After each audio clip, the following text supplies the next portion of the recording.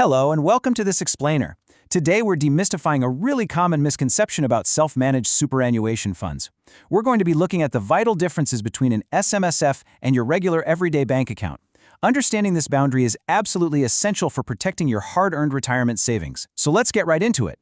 To see how this confusion usually starts, let's look at a really relatable scenario. Picture an Aussie couple in their early 40s, Grace and Oliver. They're at the local shopping center, comparing prices and trying to budget for an upcoming family holiday. Right in the middle of working out their finances, Oliver mentions something he heard. He says, "Someone at work mentioned that some people have money locked away in their SMSF." Now, this brilliantly illustrates how natural curiosity works because Grace immediately asks a perfectly reasonable question. She says, "So if something unexpected happens, can you just access the money?" And it's a completely understandable thought. When we think of our money, we usually think of savings that we can just tap into when the car breaks down or a medical emergency pops up out of nowhere.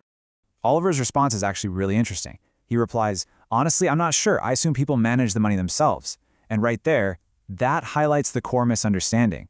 Oliver hears the words self-managed and assumes that having more control implies you have unrestricted, everyday access to the funds. It's a super common trap. People think managing it yourself means it works just like your everyday internet banking app. But Grace takes a moment to reflect, and her intuition points them exactly in the right direction. She says, if it's meant for retirement, I imagine there must be rules about when you can access it. Maybe there are limited exceptions? Spot on, Grace. She hit the nail on the head. So let's use her light bulb moment to uncover the truth about how an SMSF really works and why those rules are so strictly enforced here in Australia. Which brings us to Section 1, not a personal bank account. If you're just starting out on your retirement planning journey, confusing an SMSF with a standard savings account is incredibly common, but we really need to contrast the two. On one side, we have your everyday bank account. This holds your personal money. You use it for groceries, paying the electricity bill, or booking that family holiday. You can access it via an ATM or your phone whenever you like. On the other side, though, we have your SMSF. This fund holds retirement benefits. The money inside it is completely legally separate from your personal money, and access to it is strictly limited by law. You absolutely cannot dip into it to fund your current lifestyle. Moving on to Section 2, the Retirement Purpose Rule. These restrictions are built into the very foundation of the Australian superannuation system, and that brings us to a really important term, the sole purpose test. Let's de-jargonize this for a second. The sole purpose test simply means that your fund's one and only job is to provide for your retirement or for your dependents if you happen to pass away. If the fund is being maintained for any other purpose at all, like say helping you out with a personal cash flow shortage today, well, it fails this test. So why exactly does this strict separation exist practically? Well, first, as we just discussed, the primary purpose is providing retirement benefits. Second, the money in an SMSF is literally not personal money. It belongs to the fund, which is its very own legal entity. Third, there are strict compliance rules about how the fund must be managed to keep its special tax concessions. And finally, keeping personal expenses and fund assets separate is just a totally normal, everyday legal requirement of running a compliant fund. Now I know what you might be thinking, but I set up an SMSF for flexibility. And look, while an SMSF absolutely gives you more flexibility and control over choosing specific investments, like shares or property, that control definitely does not equal unrestricted access to cash. The preservation standards legally lock that money away. It stays preserved in the superannuation environment until you legally qualify to access it, like reaching retirement age.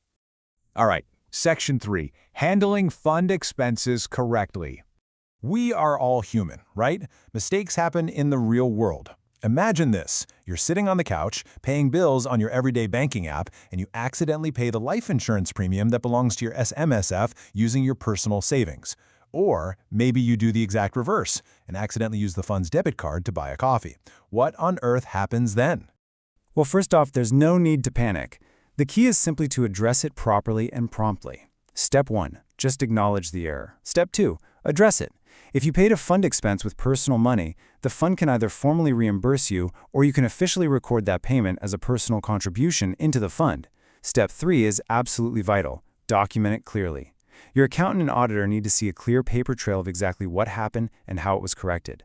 Mistakes are a normal part of life. The compliance magic is all in the honest correction and documentation. However, we do need to be super clear on this point. While honest accidents can absolutely be fixed, deliberately using fund money for personal expenses is a serious matter. Treating the fund's bank account like a personal piggy bank is entirely contrary to the rules of superannuation. It breaches the sole purpose test and can lead to severe penalties. This is exactly why diligent, careful separation of your assets is so incredibly vital to your success. Let's wrap things up with Section 4, protecting your retirement savings. Ultimately, these rules aren't here to catch you out. They're the guardrails that keep your future secure. Understanding that an SMSF is strictly for retirement creates a clear, safe pathway to your long-term goals. By embracing these compliance structures, you ensure your SMSF successfully does exactly what it was built to do, provide for you when you step back from work. So ask yourself, is yours super safely locked away for the future, or are you blurring the lines? This content is general and educational only. It is not financial advice. If you already have an SMSF or would like to better understand your compliance responsibilities, speak with the Wendy Super Accounting team.